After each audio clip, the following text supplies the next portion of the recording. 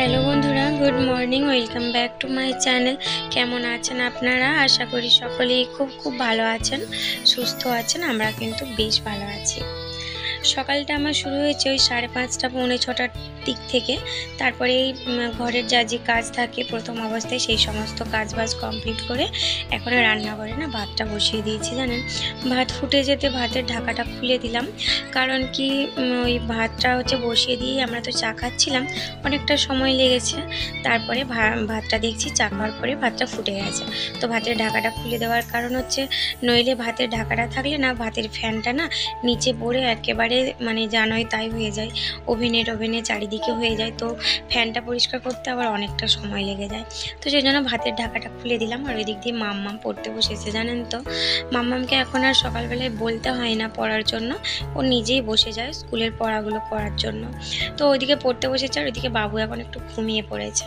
তো ঘুম থেকে ওঠার আগে আমি ভাবলাম যে কাজগুলো আগে শেষ করে নিই। কতগুলো কাজ আছে যেগুলো বাবু ঘুম থেকে উঠে গেলে আমি করতেই পারবো না। তো সেই কাজগুলো আগে তাড়াতাড়ি কমপ্লিট করে নিই। এই যে চটগুলো দেখতে পাচ্ছেন, এগুলো আমাদের ঘরে পা মোছার জন্য দেওয়া হয়। তারপরে বাবু তো এখন যেখানে সেখানে হিসু করে দেয়। তো যখনই আমরা সামনে হাতে চট পাই, ওই চটগুলো আলুর চটগুলো নিয়ে এসে ওর হিসুটা মুছে দিই। তো সেই জন্যই ওই চটগুলোতে বেশ গন্ধ উঠেছিল, তাই ভাবলাম চটগুলো ধুয়ে নিই। বেশ কয়েকটা দিন, ওই 1 সপ্তাহর মতন চটগুলো ধোয়া হয়নি। তো সেগুলোই ভালো করে ধুয়ে রোদে দিয়ে দিলাম। তারপরে বাবুর কাঁথাগুলোও পরিষ্কার করে নিলাম, যেগুলো মাসিকে আমরা দিই না। ওই চট, কাঁথা, তারপরে আসন, এগুলো মাসিকে দিই না, এগুলো আমরা নিজেরাই কেচে নিই। ওই আসনগুলোও কেচে নিয়েছি, আর চটগুলোও কেচে নিয়েছি। ওই দিক দিয়ে বাবুর কাঁথাগুলোও কেচে একবারে মিলে দিলাম। মাসি যখনকে কাঁচা ধোয়া করবে তখনকে আমার কিন্তু এগুলো আধ শুকনো হয়ে যাবে, জানেন তো। তো তারপরে জামা কাপড়গুলো ভিজিয়ে দিয়ে এখন কলপাড়ে এসেছি। তার মধ্যেও কিন্তু অনেক কাজ করেছি, যেগুলো আমি ভিডিও করতে পারিনি। তো তারপরে চলে এসেছি মাছ বাছতে। হাজব্যান্ডকে বলেছিলাম বাজার যাচ্ছ, ছোট মাছ নিয়ে আসবে। ব্যাস এমন ছোট মাছ নিয়ে এসেছে যে এখন আমার রীতিমতন ভয় ধরে গেছিলো যে আমি মাছগুলো বেছে উদ্ধার করতে পারবো তো। মামামের স্কুল যাওয়ার আগে এতটা সময় লেগে গেছিলো যে কি বলবো, অনেকটা সময় লেগে গেছিলো। জানেন, মামাম ভীষণ ভালো, এখনও অনেকটা কথা শোনে আর কি। তো ওকে তাড়াতাড়ি করে স্কুলের জন্য রেডি করে দিলাম, স্নান টান করিয়ে স্কুলের জন্য রেডি করে দিলাম। তারপরে এই যে এখন চুল আঁচড়ে চুলটা বেঁধে দিচ্ছি ওর। কারণ কি, কয়েকটা সপ্তাহে 3টা দিন ওর চুল ধুই। ওই বৃহস্পতিবার দিনটা চুলটা ধুই, আর শনিবার আর রবিবার, এই সপ্তাহে 3 দিন চুল ধুই। আর বাকি দিনগুলো কিন্তু আমি চুল ধুই না। চুলটা ওর এরকমই রেখে দিই, হালকা একটু জল টরটরা দিয়ে ব্যাস রেখে দিই। তো কারণ কি, ওর অনেকটা চুলটা বড় হয়ে গেছে, আর এখন কাটতেও চাইছে না। পুজোরও কিছু সময় আগে, পুজোর ওই সময় করে ভাবছি চুলটা একটুখানি কেটে দেবো।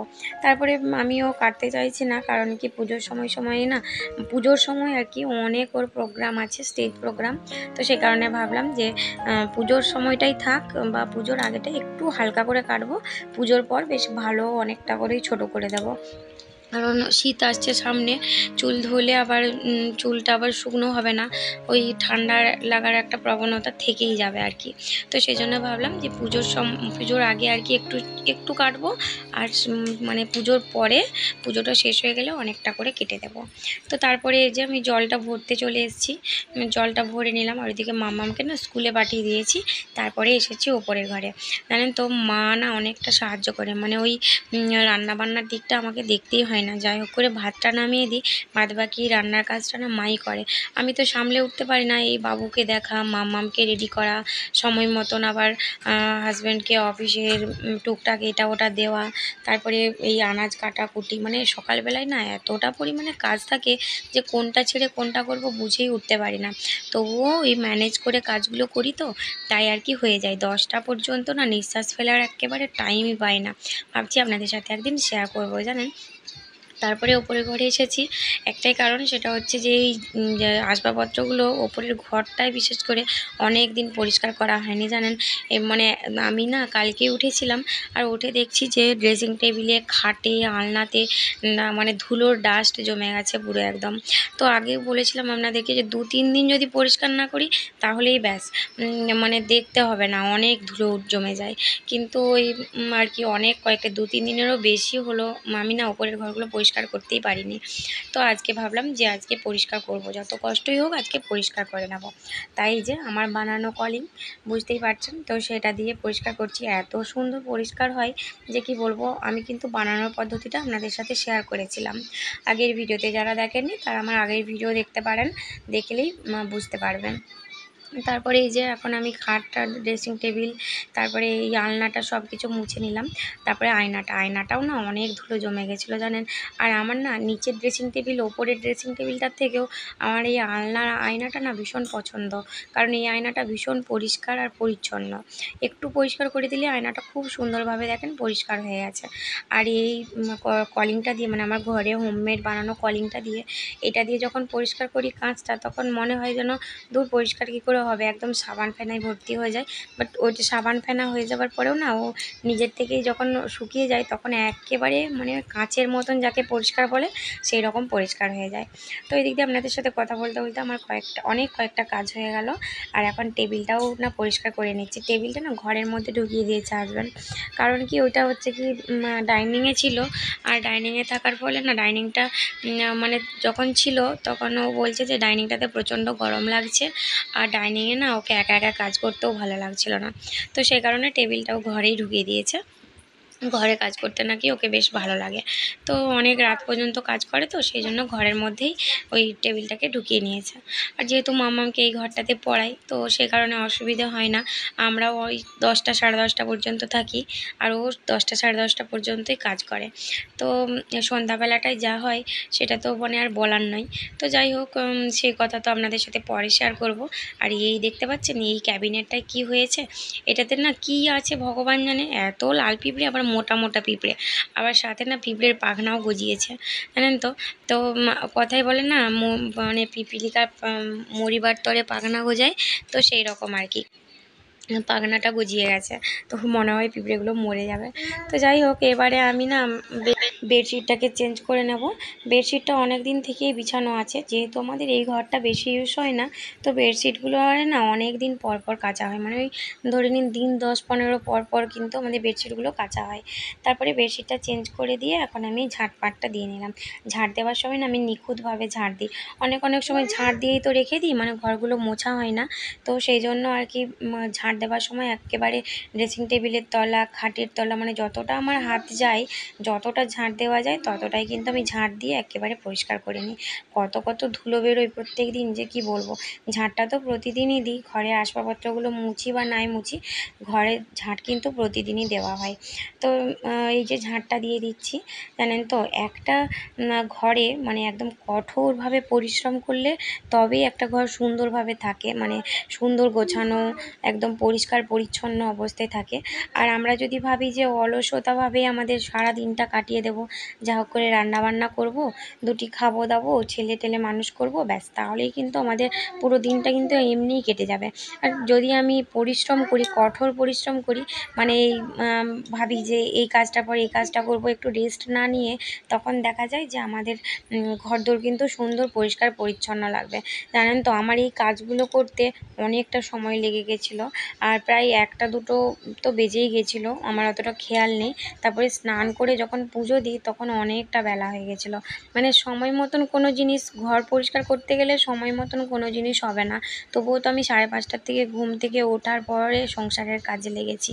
সংসারের কাজ চারটিখানি কথা নয়। অনেকেই বলে ঘরে থাকি তো কাজ কি, কিন্তু ঘরের কাজ যে কতটা কঠিন সেটা কেউ জানে না, একমাত্র যারা সংসারী মানুষ, যারা সংসারে কঠোর পরিশ্রম করে, ঘরদোর গোছাতে ভালোবাসে, পরিষ্কার পরিচ্ছন্ন রাখতে ভালোবাসে, তারাই একমাত্র বোঝে যে সংসারের কাজে কতটা কষ্ট। না, আমাদের কষ্টটা যে মন থেকে কষ্ট, ভেতর থেকে কষ্ট সেটা নয়। আমরা দৈহিক পরিশ্রম দিই বটে, মানে সংসারের প্রতি, তবুও আমাদের মনে হয় যে আমরা এই কাজটা করে ভালো আছি, মানে একটা এনার্জি আমরা পাই, যেটা আমরা মানে ভালো সবসময় অ্যাক্টিভ থাকতে ভালোবাসি আর কি। মানে আমার মনে হয় যে আমরা যারা গৃহিণী তাদের যে এই পরিষ্কার পরিচ্ছন্ন এটা কোনো মেনিয়া নয়। অনেকেই বলে এটা মেনিয়া, আমার মনে হয় এটা মেনিয়া নয়, এটা কিন্তু এক প্রকার ভালো দিক, জানেন তো। কারণ কি, এই যে পরিষ্কার পরিচ্ছন্ন করে রাখার পরে যখন আমরা দিনের শেষে একবার হলেও এই ঘরটার মধ্যে ঢুকি বা ঘরটা দেখি যে ঘরটা আমাদের কত সুন্দর পরিষ্কার পরিচ্ছন্ন আছে, তখন কিন্তু আমাদের মনটা না ভীষণ ভালো লাগে। তখন এই কঠোর পরিশ্রমটা তখন কিন্তু আমাদের মনে হয় না যে মানে মনেই থাকে না যে আমরা এই ঘরের পরিষ্কারের পেছনে কঠোর পরিশ্রম করেছি, এটা কিন্তু আমাদের মনে হয় না। তো যাই হোক, তারপরে তো দুটো মানুষ আসলে তো বলতেই পারে, মানে বলে যে বাবা ঘরগুলো এত পরিষ্কার পরিচ্ছন্ন কখন করো, তখন তো ব্যাস আর বলার নয়, তখন গর্বে বুকটা একদম ফুলে যায়। তো যাই হোক, এই জিনিসগুলো কিন্তু বেশ ভালো লাগে। ওপরে ফ্রিজটা পরিষ্কার করার একটাই কারণ, ফ্রিজটা তো নতুনই, আপনারা জানেন, বেশি ইউজ করিনি আমি। কিন্তু আমাদের নিচের ফ্রিজটা না কয়েকটা দিন খারাপ হয়ে গেছিলো একেবারেই, তো ওটাকে গ্যারেজে দেওয়া হয়েছিলো, মানে নিচের দিক থেকে মোর্চা পড়ে গেছিলো, সেটাকে গ্যারেজে দেওয়া হয়েছিল। তারপরে ওই ফ্রিজটা আজকেই বাড়িতে নিয়ে এসছে, তার জন্যই মানে নিচের ওপরের ফ্রিজ থেকে নিচের ফ্রিজে সব ট্রান্সফার করা হয়ে গেছে। তাই ভাবলাম ওপরের ফ্রিজটা পরিষ্কার করে আবার সেই যেরকম ছিল সেই রকম করেই রেখে দিই। কারণ কি, ওই রকম নোংরা অবস্থায় থাকলে ফ্রিজটা আবার নষ্ট হয়ে যেতে পারে। আর এই ফ্রিজটা না খুব শখের ফ্রিজ, জানেন তো, হাজব্যান্ডের অনেক পরিশ্রমের ফল এটা। তাই আমি এটা ভালো করে যত্ন, সব কিছুই পরিশ্রমের ফল, বাট এটা আমার বেশি মনে হয় এটা পরিশ্রম করেছে ও, তাই এটা পেয়েছে, মানে এটা ওর কঠোর পরিশ্রম আর কি যাকে বলে। তো তার জন্যই আমি সুন্দরভাবে গুছিয়ে বাগিয়ে রাখতে বেশি পছন্দ করি। তারপরে আমি স্নান করে পুজো টুজো সেরে ড্রেসটা এখন চেঞ্জ করে নিয়েছি, চুল টুল আঁচড়ে ক্রিমটা ইউজ করলাম। ক্রিমটা না বেশ সুন্দর, জানেন, মানে একটা বেশ ফেয়ার লুক দেয়, আর সাথে মেকআপের মতন একটা ফিনিশিং দেয়। তার জন্যই ক্রিমটা আপনাদের সাথে শেয়ার করলাম। তো এখন আমি এই ক্রিমটা ইউজ করছি। ক্রিমটা আমি আগে ইউজ করি, রেজাল্ট পাই, তারপরে এই ক্রিমটার নাম আপনাদের সাথে শেয়ার করব। তারপরে এই যে জামা কাপড়গুলো রোদ থেকে তুলে নিয়ে এসেছিলাম, সেই জামা কাপড়গুলো এখন গুছিয়ে বাগিয়ে রেখে দিচ্ছি। এই জামা কাপড়গুলো এখনই যদি গুছিয়ে বাগিয়ে না রাখি, তাহলে জানেন তো এই জামা কাপড়গুলো গোছাতে আবার একটু সময় লাগবে। ওদিক দিয়ে ছেলে তো আবার ঘুমিয়ে গেছে। আর পুজোটাতেও আপনাদেরকে দেখিয়ে দিলাম যে পুজো দিয়ে দিয়েছি। ঠাকুরটা না ভাবছি আজকে নয় কালকে আমরা ঠাকুরটা ওপরে তুলে দেবো। কারণ কি, ঠাকুর যদি ওপরে না তুলে দিই না, আমাদের এই যে খাটটা অর্ডার দিয়েছি, সেই খাটটা ওই বিশ্বকর্মা পুজো বাদ দেবে বলেছে। খাটটা চলে আসলে না তখন আবার তাড়াহুড়ো করে ঠাকুরটা তুলতে পারবো না, সে কারণে ভাবছি এবারে ঠাকুরকে ওপরে, মানে ঠাকুরের জায়গায় ঠাকুরকে রেখে দেবো। তারপরে ওই যে ছেলে ঘুমিয়ে গেছে, আর এই ফাঁকে ভাবলাম আর বসে থাকবো কেন, বসে থেকে তো লাভ নেই। তারপরে আমাদের মতন গৃহিণী মানুষ বসে থাকা মানে বিরাট ব্যাপার, জানেন তো। তাই ভাবলাম যে হাজব্যান্ডের ব্যাগটা ছিঁড়ে গেছে, ব্যাগটা এখন আমি সেলাই করি। তাই যে চলে এসেছি পার্লারে, ওই মানে সেলাই মেশিনে ব্যাগটা সেলাই করব বলে। যা রকমভাবে ওই সেলাইটা করা আছে সেটাকে আমার খুলতে খুলতেই সময়টা চলে গেছিলো। তো যাই হোক, এবারে আমি ব্যাগটাকে সেলাই করে দিয়ে তারপরে চলে যাব খাবার খেতে। ছেলে ওঠার আগে খেয়ে নিয়ে একটু বসবো, কারণ ছেলে তো ঘুম থেকে উঠে গেলে ব্যাস আমার বসা উঠে যাবে। আর এদিক দিয়ে মাম্মাম তো এখন আসতে অনেকটাই দেরি, মানে প্রায় 3টে সাড়ে 3টে বেজে যাবে ওর আসতে, তখন কি আমার কিন্তু বাবুও ঘুম থেকে উঠে যাবে। তো তারপরে মাম্মামেরকেও ড্রেস চেঞ্জ করানো, হাত পা ধোয়ানো অনেক আছে ব্যাপার, খাওয়ানো, তো ব্যাস তারপরে তো আর মানে কিছু করা যাবে না। তো চলুন, আজকের মতন ভিডিওটা এখানেই শেষ করছি। আশা করি আপনাদের ভালো লাগবে, আর যদি ভালো লাগে অতি অবশ্যই আমাকে একটা লাইক শেয়ার কমেন্ট করে দেবেন, আর সাথে আমার চ্যানেলটি সাবস্ক্রাইব করে আমার পাশে থাকবেন। সবাইকে টাটা, বাই বাই।